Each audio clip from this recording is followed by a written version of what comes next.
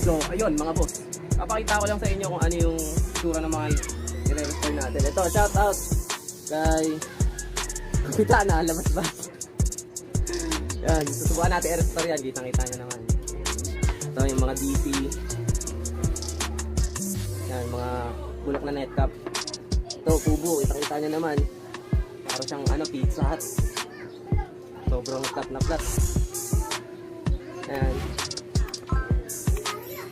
Number 1 gear.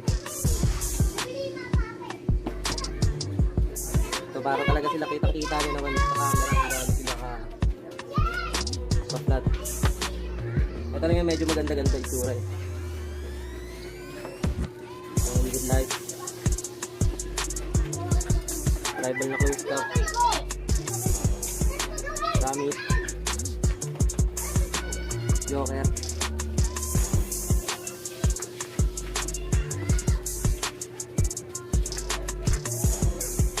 PC. Nike. Hindi ko alam kung tawag dito. Ito na bansa to? Italia? Canada. Ah, Canada. Canada ba to? Parang Canada yung ano? Yung down na pula. Philippines lang kasi alam namin. Ito top out. Yan. Ito yung mga plane na red. Yan yung mga i-restore natin mga sombrero. Yo, what's up mga boss? It's your boy, Boss Abit na naman po pala. Here we go again for another live, another video na naman po. Dito sa video na to, ito, nakikita nyo naman. Ito yung mga i-restore natin ng mga sombrero. So, kasama natin ngayon dito si DJ. Collector siya ng vintage cap, nagre-resell din siya. Follow nyo na lang siya dun sa Facebook niya para makita ninyo yung mga products na nire-resell niya. So, ito ang kailangan natin yung, kung napanood nyo yung last video ko, yung hulmahan na ginawa ko is ito gagamitin natin. Tapos, meron tayong plastic, meron tayong goma, at meron tayong plancha, saka mainit na tubig. So, yun. Ito, na-setup na siya. Makikita ninyo, na-setup naman na siya. Yan, bali nilagyan lang siya ng plastic sa ibabaw. Tapos, para mag-curve yung pinaka-dila ng sombrero, nilagyan siya ng yan, para hindi bumakat yung goma. Lagyan ng karton sa gilid. Tapos yan, goma. So, yan, kita-kita naman, bilog na siya. Pwede na siyang buhusan ng tubig. Ito, hindi natin mare-restore to kasi wala naman tayong pang top nito eh. Kaya, so yun.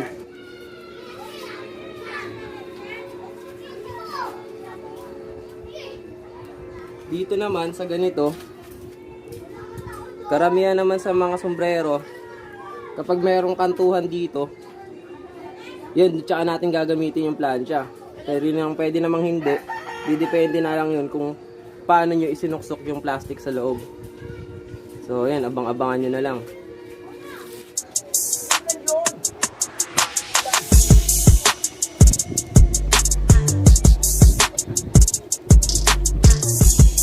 Yung kailangan mo siyang balutan muna ng damit bago mo planchahin. Paikot.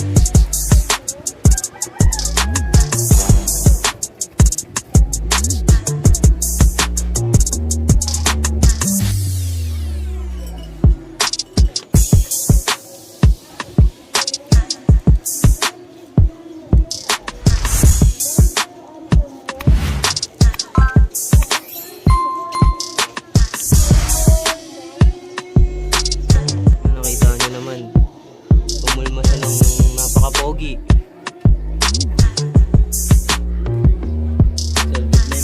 Solid na yung bilog niya. Solid na yung bilog niya.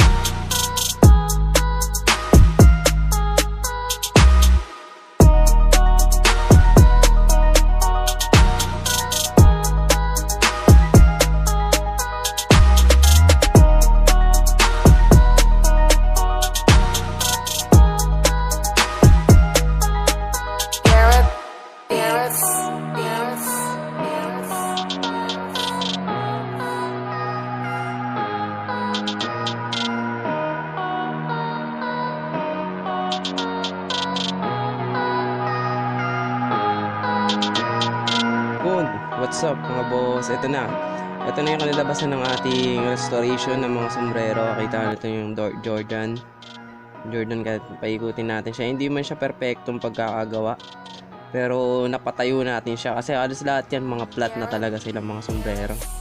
So kita nyo yung Batman mas kumintab.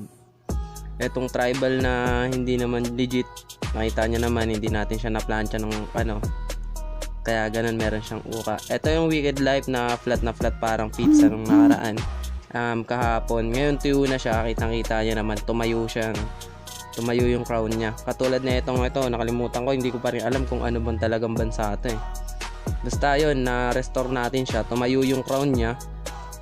Etong cup naman ni Kapitana, wala na tayong magagawa dyan kasi hindi naman siya talaga wool.